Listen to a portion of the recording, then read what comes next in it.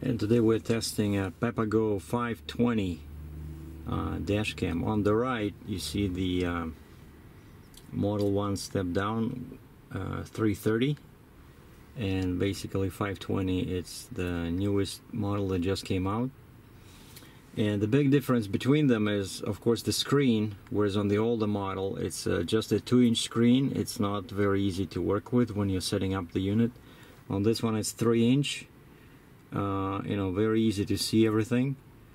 And the setup, the design is horizontal, versus on 330 it's more like vertical, right? So this one takes a bit more space, but it just sits, you know, horizontally. But the big difference, the real big difference, is the resolution. Whereas 330 only supports up to 1080p, the 520 model can shoot in an IMAX-like quality. First of all, it's ultra wide. It's not 16:9, it's 21:9, and the maximum resolution is 2560 by 1080.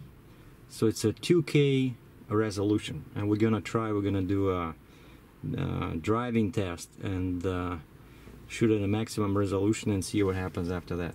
Also, another difference between these two is that 520 has a slightly wider angle of of filming. It's 146 degrees, whereas 330 does 142. And 520 uses a new A7L chip. That's the one that's that made it possible to create ultra high resolution and higher format, ultra wide format.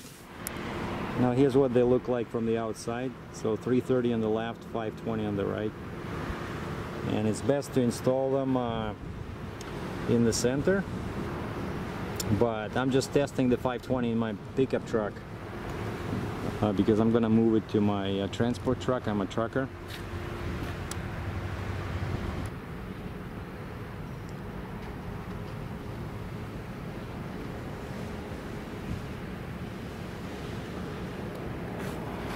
Now, one thing you gotta get used to with the PapaGo dash cams is that they are designed to start recording right away.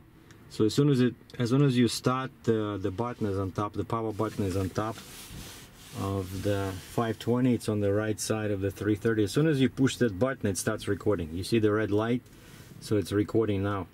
It has a very long cord, so you can set it up anywhere.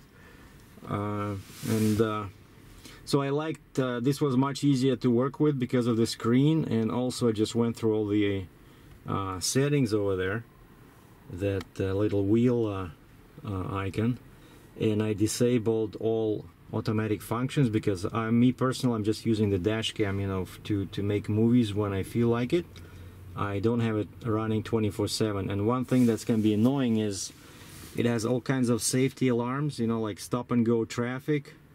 It'll start beeping if you stop, so basically so that you don't fall asleep behind the wheel, and then it has a reminder to stop for when you need some rest. So just to see how it works, I disabled all those. So right now basically I'm using it just as a regular cam that works only when I want it to work. And the only way to stop recording, just as on the 330 pretty much, is to turn off power, or you can start playing with the settings, but there's no button that can stop recording, so you gotta turn off the power.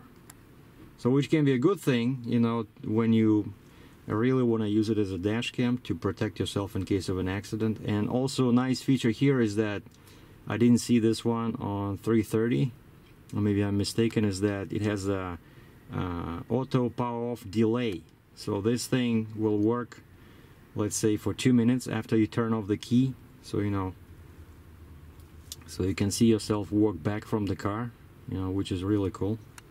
Or in case of an accident, of course, that's what it's all for. That's the main purpose of this gadget, is to protect yourself if something unexpected happens.